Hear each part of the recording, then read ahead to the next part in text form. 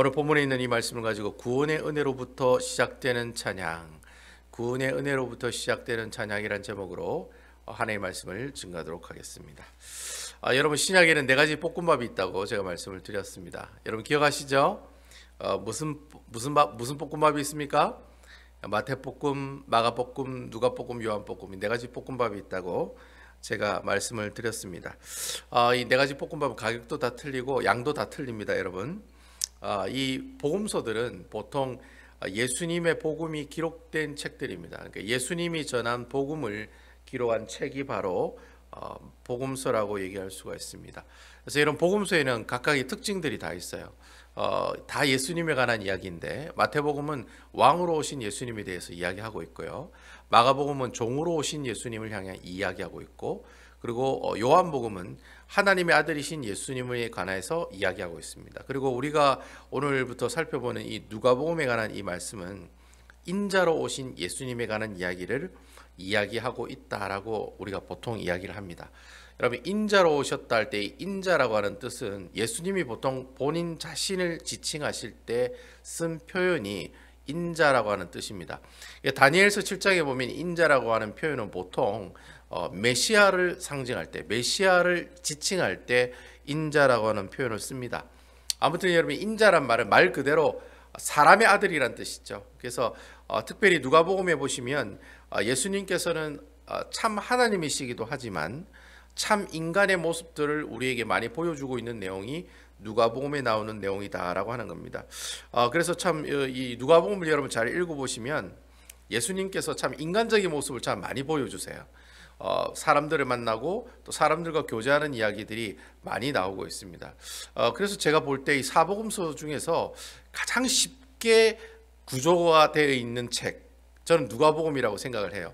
물론 우리가 마가복음도 굉장히 쉬운 책이라고 볼 수가 있는데, 제가 전체적인 내용을 살펴봤을 때 누가복음이 제일 읽기 쉽도록 이렇게 구조를 만들어 놓은 글이 바로 누가복음이 아닌가. 왜냐하면 누가복음은 물론 예수님에 관한 이야기도 많이 있지만 예수님이 어떤 사람들을 만나는 그런 스토리가 많이 나와 있거든요. 그래서 여러분 누가복음을 처음 읽으시면 이야기들이 이렇게 많이 나오기 때문에 아마 읽기에 부담스럽지 않은 그런 내용으로 볼 수가 있을 겁니다. 그래서 여러분들 앞으로 계속해서 여러분 이 누가복음을 쭉 읽어보시면 여러분들이 딱 보면은 역시 좀 예수님이 좀 이렇게 사람이고 인간적인 모습들을 많이 보여주는구나 라는 그런 것을 여러분 느낄 수가 있을 거예요. 그래서 여러분 누가복음 1장에도 보면 누가복음 1장이 몇 절까지 있습니까? 여러분 제 얼굴을 쳐다보시면 안 되고 누구를 봐야 되죠? 말씀을 쳐다보셔야 되죠. 여러분 누가복음 1장은 여러분 한번 성경을 보세요. 누가복음 1장 제일 마지막 몇 절로 끝나고 있죠? 80절로 끝나고 있습니다. 여러분 그렇죠? 여러분 1장에 이렇게 80절로 되어 있는 복음서 책이 한 군데도 있지 않습니다. 근데 유별나게 이 누가복음은 1장에 80절이라고 하는 긴 내용을 담고 있어요.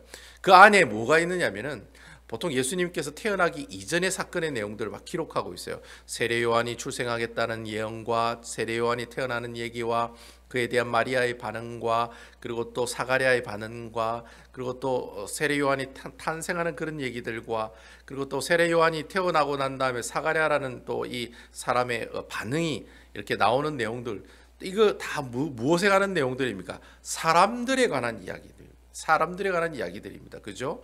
그래서 여러분 1장에 보시면 메인 캐릭터들이 굉장히 많이 나와요. 엘리사벳이라는 사람도 나오고 사가랴라고 하는 사람도 나오고 마리아도 나오고 그리고 복중에 있는 예수님과 세례 요한도 나오고 있고, 이렇게 여러 가지 캐릭터들이 굉장히 많이 나와요.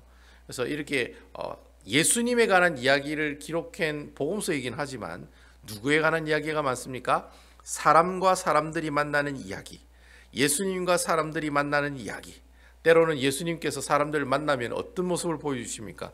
하나님의 말씀을 가르치시기도 하고 그 사람들의 병들을 치유하시기도 하고 그들과 어울리시기도 하고 또 고난도 받으시는, 그러니까 사람과 사람이 만나서 만나는 어떤 스토리가 있는 그런 내용들이 주로 누가복음에 많이 기록되어 있다라고 하는 거예요. 그래서 여러분 나중에 여러분들이 조용히 누가복음을 읽어보시면 재미있다라는 이런 느낌을 많이 받으실 거예요. 왜냐하면 이 누가복음은 전체적인 내용이 사건, 히스토리, 스토리 이렇게 이야기 중심으로 본문이 열거가 되어 있기 때문에 여러분들 딱 보시면 아마 이해가 쉽게 되실 거예요. 누가복음 1장도 80절까지지만 내용은 굉장히 쉽습니다. 거기에 보면 사가랴가 나오고 엘리사벳이 나오고 마리아가 나오고 그리고 복중의 예수님과 세례 요한에 관한 이야기가 나오고 또 천사 가브리엘이 나타나서 사가랴와 엘리사벳을 만나는 그런 이야기들 여러분 보시면 다 무엇에 관한 이야기들입니까? 사람에 관한 이야기, 사람과 사람이 만났을 때 일어난 사건들에 관한 이야기들이 있기 때문에 80절로 많이 긴 내용인 것처럼 보이나 여러분 말씀을 읽으실 때 보시면 뭐 그렇게 이해하기가 힘든 정도가 아닌 아주 쉬운 내용으로 되어 있다라고 여러분 생각할 수가 있을 겁니다. 여러분 이 누가라고 하는 사람은요, 이 누가복음은 누가가 지었습니다. 여러분 사도행전은 누가 지었습니까? 사도행전도 누가가 지었습니다.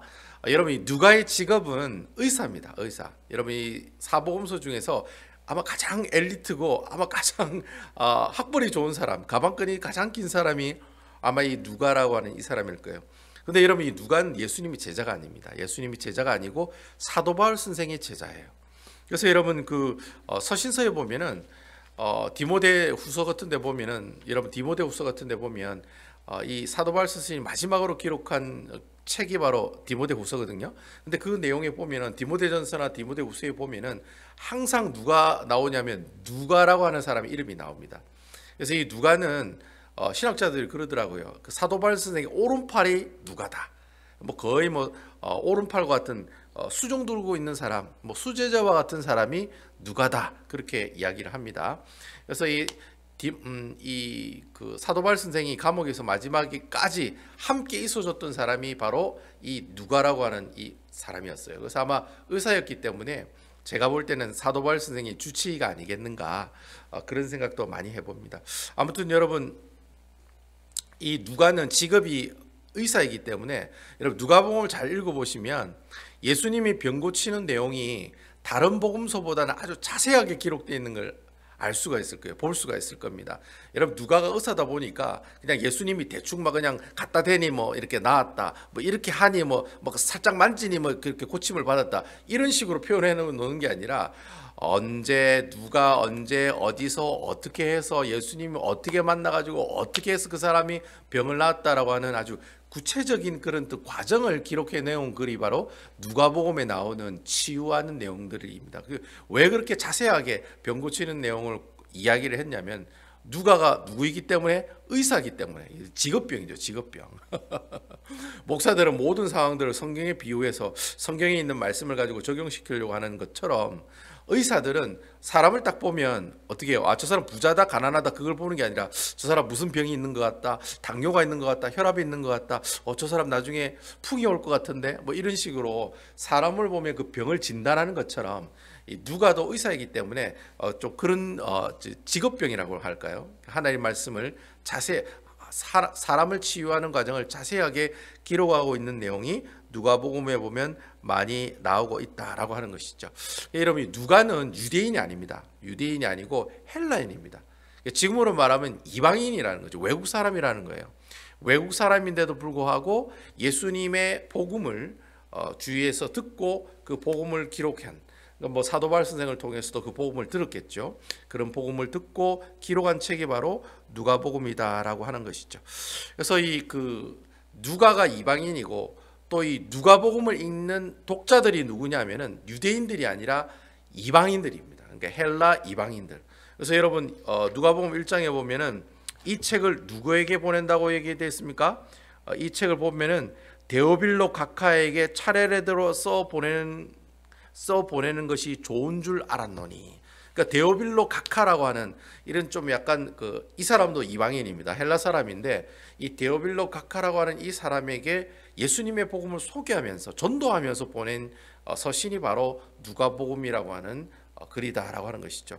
그래서 여러분 누가복음은 읽는 사람이 이방인이기 때문에 어렵게 기술이 돼야 돼요. 쉽게 기술이 돼야 돼요. 쉽게 기록이 돼야 됩니다. 왜냐하면 여러분 유대인들은 구약에 있는 내용들을 잘 알아요. 그래서 여러분 누가복음 보면은 구약에 있는 내용들이 잘 나오지 않습니다. 왜냐하면 이방인들은 구약에 있는 내용을 잘 모르기 때문에, 뭐 출애굽에 있는 내용, 뭐 모세라고 하는 아브라함이라고 하는 사람의 내용을 잘 모르기 때문에 가급적이면 그런 사람들의 이름을 쓰지 않는 방향으로 기록이 되어 있습니다. 그래서 여러분, 누가복음이 아까 제가 처음 말씀드렸던 것처럼 쉬운 책이다라고 얘기했던 이유가, 이 책을 보는 사람들이 예수님을 전혀 모르는, 그리고 모세가 누구고 아브라함이 전혀 모르는 사람이 이 글을 읽기 때문에 글을 쉽게 기록했다는 거죠. 그리고 또 어렵게 기술하기보다는 이야기식으로, 스토리를 가지고 이야기식으로 이 누가복음을 기록했기 때문에 믿지 않은 사람들이라든지 예수를 처음 믿은 사람들이 누가복음을 보면 그다지 그렇게 어렵지 않게 말씀을 읽을 수가 있다라고 하는 것입니다. 아무튼 여러분, 이렇게 누가복음에 보시면은 이렇게 금방 제가 말씀해 드렸던 것처럼 이방인들을 위해서 기록한 글이다. 그래서 여러분, 주로 이제 누가복음 1장에 보면 사람에 관한 스토리가 나온다고 제가 말씀을 드렸죠. 그래서 엘리사벳과 사가랴와 그리고 가브리엘 천사와 마리아, 이런 사람 여인에 관한 어떠한 가정사를 가지고 이야기하는 내용으로 이 누가복음이 시작되고 있다라고 하는 겁니다. 그래서 여러분, 누가복음이 1장부터 80절까지, 1장 1절부터 80절까지 이렇게 긴 내용이지만은 이야기식으로 되어 있기 때문에 여러분 1절부터 80절까지 읽으면 지루할까요? 재미있을까요? 재미있습니다. 여러분 80절까지 읽어보시면 아이 뭐 이렇게 왜 이렇게 지겨워? 마태복음 1장 1절 읽으시면 여러분 상처받잖아요. 여러분 아브라함과 다윗의 자손 예수의 계보라고 한 장 딱 보면 그 다음 덮어버리잖아요. 성경을. 아 이런 거 왜 있냐 하면서 이렇게 덮어버리잖아요. 근데 누가복음은 1장이 80절로 되어 있는데도 불구하고 읽으시면 쉽게 그 말씀을 읽고 이해할 수 있다라고 하는 겁니다. 아무쪼록 여러분 긴 내용이지만 스토리로 되어 있기 때문에 읽어도 뭐 그다지 어렵지는 않다. 그런 내용이 누가복음 1장 전체를 통해서 우리에게 전달되고 있다라고 하는 것이죠. 우리가 보통 누가복음을 공부할 때 누가복음은 크게 세 가지의 내용이 있다라고 얘기하거든요.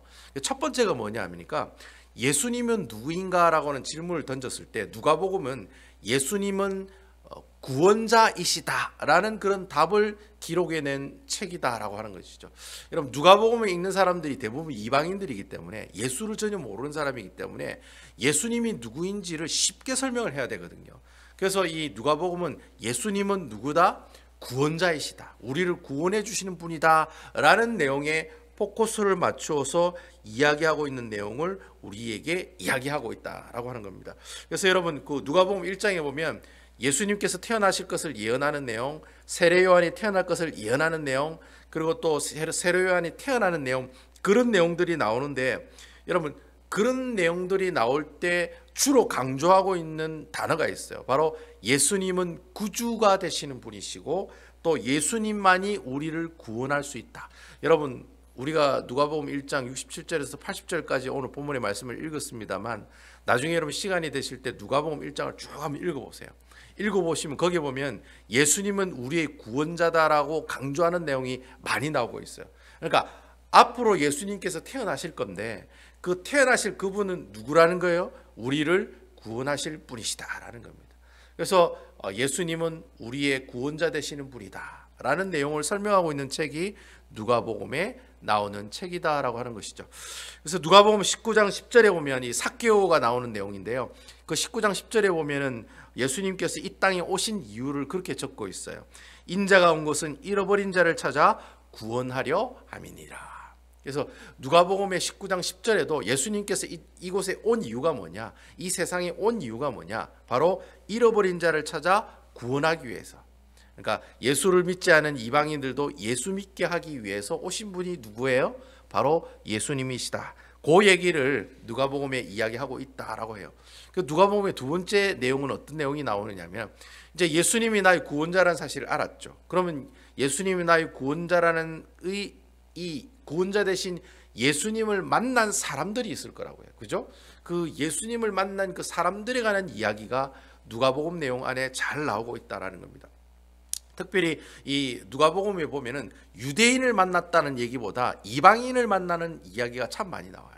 그리고 또 뭐 부자고 잘 먹고 잘 사는 사람들에 관한 이야기보다는 주로 가난하고 소외된 사람들. 뭐 가령 예를 들어서 누가복음 19장에 보면 삭개오는 세리거든요. 여러분 세리는 유대인들한테도 왕따 당하고 헬라인 이방인들한테도 왕따 당하는, 그 당시 사회적으로 이렇게 왕따 당하는 사람이 세리들이었어요. 그 세리들이 참 불쌍한 사람들이었어요. 그런데 예수님께서 그 세리 삭개오를 어떻게 해요? 찾아가시잖아요. 또 그의 집에 유하시고 같이 식사도 하시고, 이 집에 이 삭개오의 집이 구원받았다라고 이렇게 하나님께서 또 말씀하시고 이야기하시는 내용을 살펴볼 수 있다는 거죠. 그래서 누가복음에는 그렇게 왠지 좀 이렇게 소외된 사람들, 뭐 과부라든지 아니면 뭐 이렇게 아이들이라든지 아니면 여인들이라든지 이러한 사람들의 이야기, 즉 구원받고 예수를 믿은 사람들에 관한 이야기가 누가복음에 참 많이 나온다는 거예요. 그래서 여러분 누가복음을 읽어보면 여자들이 많이 나와요. 남자들보다. 그 당시 여러분 그 이스라엘이라고 하는 나라에는 여자들이 거의 천대시 받고 살아가는 그런 사회적인 문화적인 그런 환경 가운데 있었어요. 좀 심하게 얘기하면 여자는 뭐 물건 정도로 취급할 정도로. 예. 그래서 사실 여자들이 이혼을 당하면 먹고 살 길이 막막하니까 주로 어떤 삶을 살았다 했습니까? 장녀로의 삶을 살아갈 수밖에 없는 그런 아주 참 그 불쌍한 삶을 살아갔던 사람들이 바로 여성이라고 하는 그런 직분을 가지고 있는 사람들이었어요. 근데 그 여성에 관한 이야기가 누가복음에 참 많이 나오고 있다는 거예요. 이게 그 여자 되는 여인들이 주로 누구를 믿어요? 바로 구주 되신 예수님을 믿었다라는 거예요. 가난하고 소외된 사람들이 예수님을 많이 믿었다라는 거예요. 그리고 이방인들, 즉 유대인들이 아니라 수많은 이방인들도 예수님을 많이 믿었다라고 하는 얘기가 누가복음 안에 두 번째 내용으로 많이 나온다는 거예요. 그리고 세 번째 내용은 뭐냐면은, 그럼 이제 그렇게 구원을 받은 사람들이 그들이 살아갔던 어떤 삶의 모습들이 있을 거 아니에요.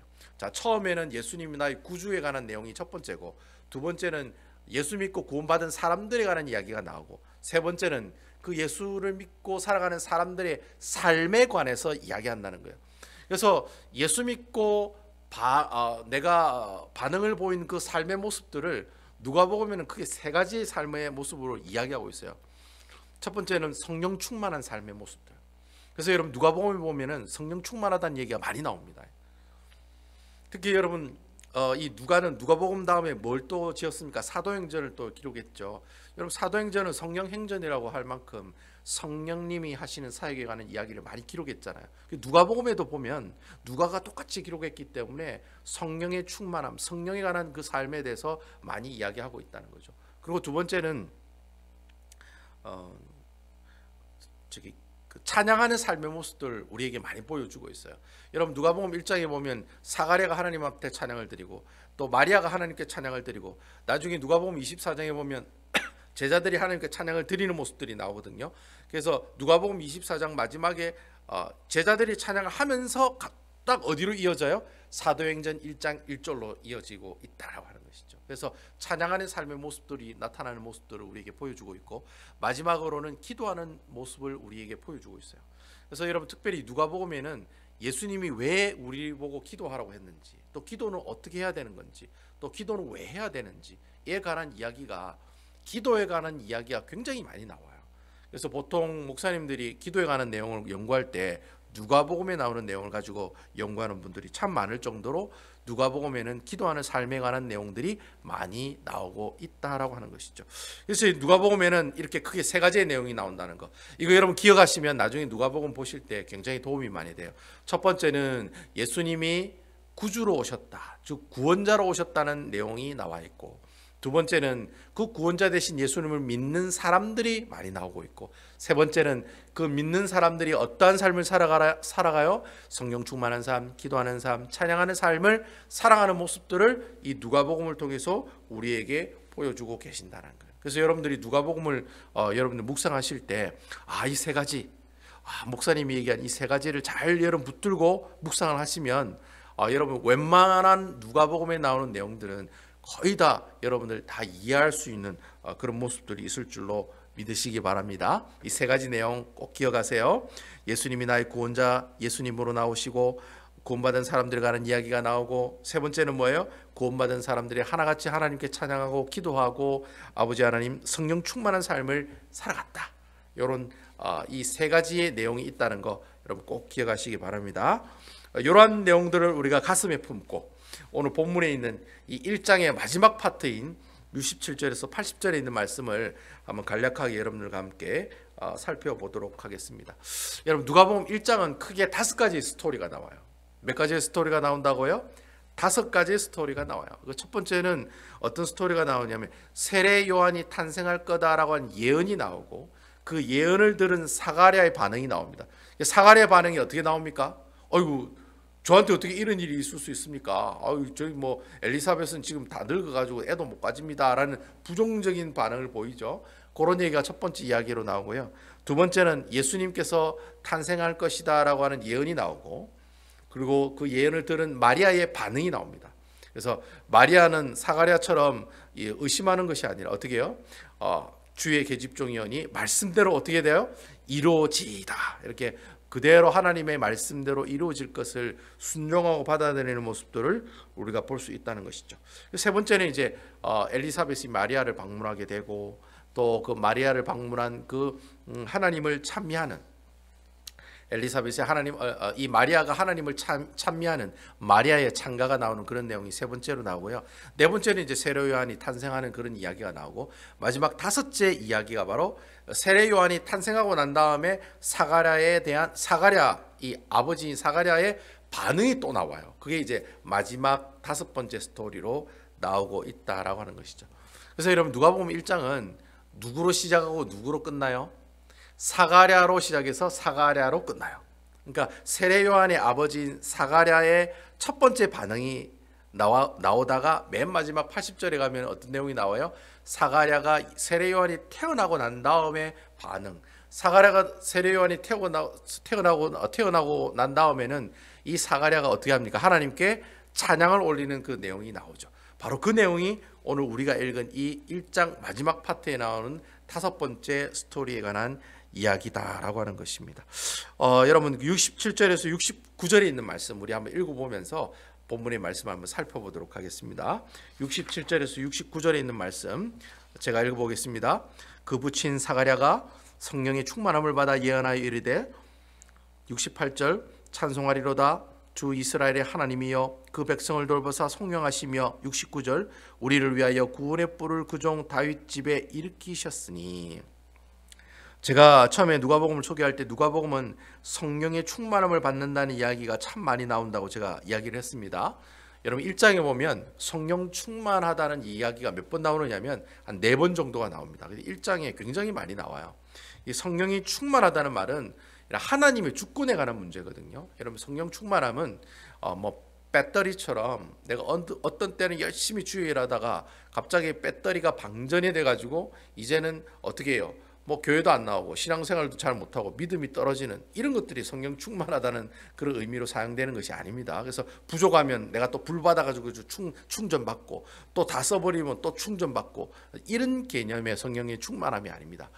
여러분 성령 충만하다는 뜻이 뭐냐면은 하나님의 완전한 통치가 이루어지는 것을 성령 충만하다라고 이야기를 해요. 그러니까 통치의 개념이에요. 그러니까 내가 살아가는 모든 인생의 삶을 누가 주관하는 거예요? 주님이 주관하십니다 라고 확고히 믿고 살아가는 그 사람은 성령 충만한 사람이 되는 거예요. 근데 왜 우리 집안 지지율도 이렇게 항상 힘들고 어렵고 고통스러운 삶을 살아가느냐고 원망과 불평이 많이 있는 그 사람을 두고 우리가 뭐라고 그래요? 성령이 충만하다고 얘기하지는 않는다는 거예요. 결국 성령이 충만하다는 말은 내 모든 삶의 주관자가 되시고 내 모든 삶을 이끌어 가시는 분이 주인 되시는 분이 누구이시다?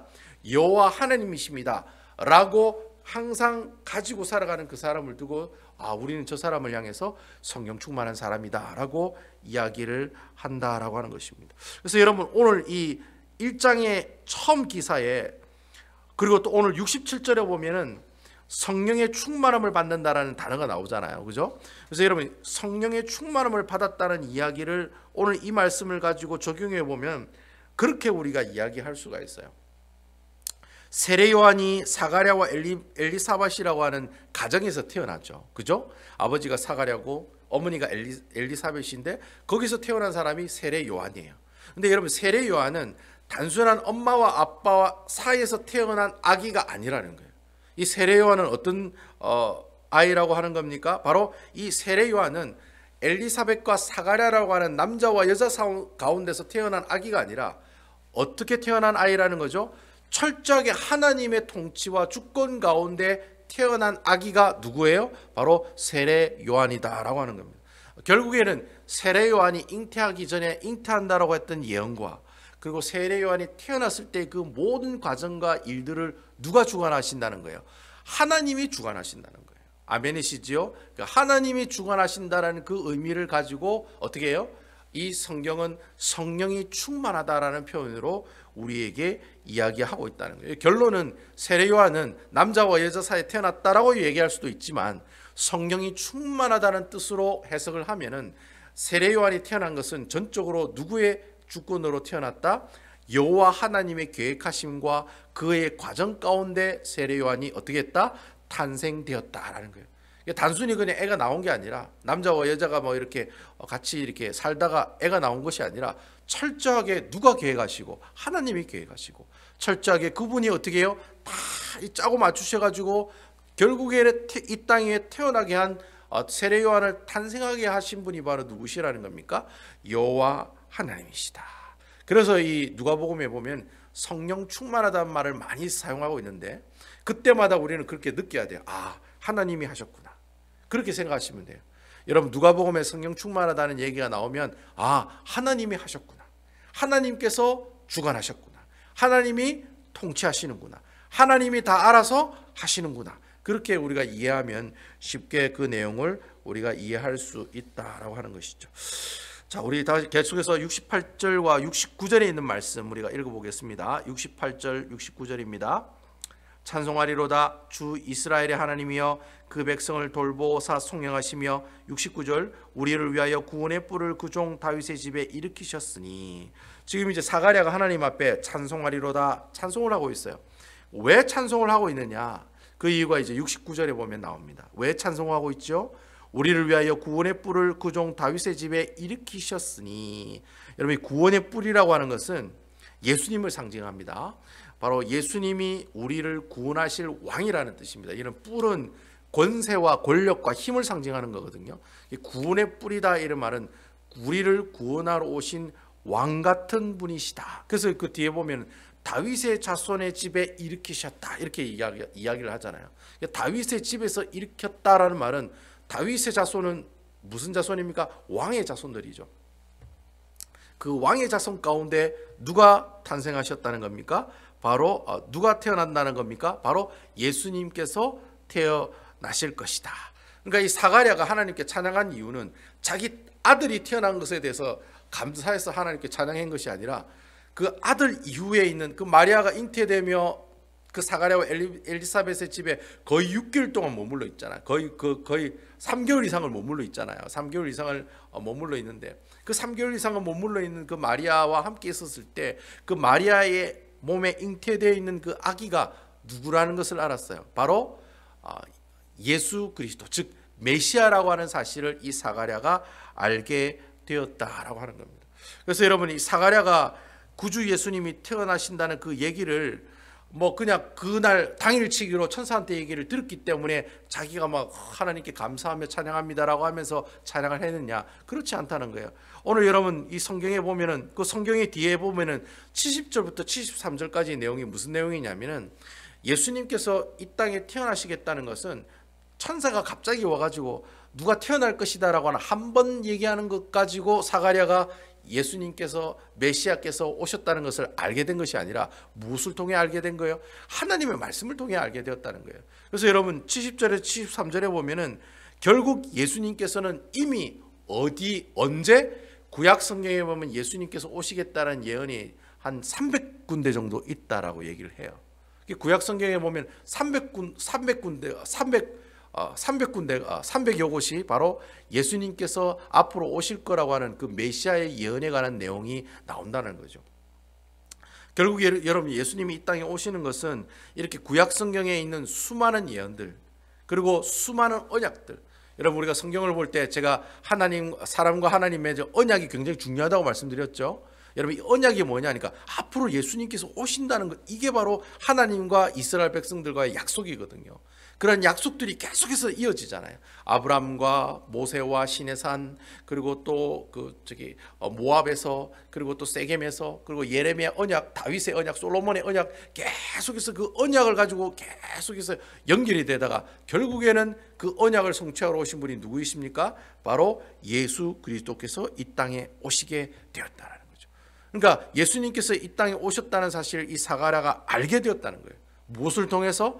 구약 성경에 나오는 모든 하나님의 말씀을 통해서 그가 그 사실을 알게 되었다는 거예요. 그러니까 어떻게 해요? 하나님 앞에 찬양 드리며 나가는 모습을 우리에게 보여주고 있다라는 거예요. 그럼 결국 사가랴라고 하는 사람이 하나님을 찬양하는 그 찬양의 근본인 출발은 어디서부터 시작된 거예요?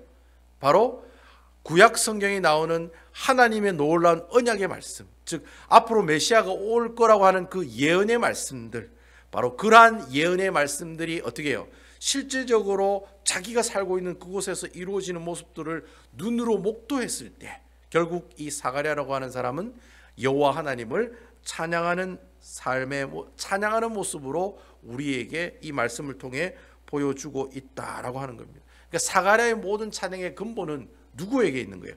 예수 그리스도로부터 나왔다는 거예요. 여러분 아멘이시지요?